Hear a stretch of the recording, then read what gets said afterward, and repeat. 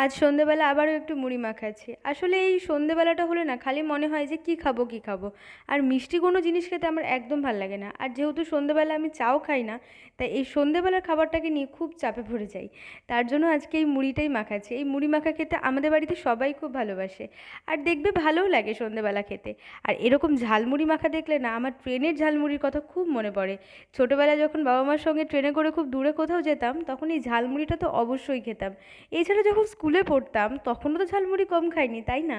তবে সেরকমভাবে কিন্তু বাড়িতে একদম আর মাখাতে পারি না। কী জানি ওরা কী সিক্রেট মশলা দিত যে এত সুন্দর হয়ে যেত ঝালমুড়ি মাখাটা। বাড়ির মুড়ি মাখানো এতটাও ভালো হয় না। কী জানি, হয়তো সব কিছু ভালো ভালো বলেই ভালো হয় না।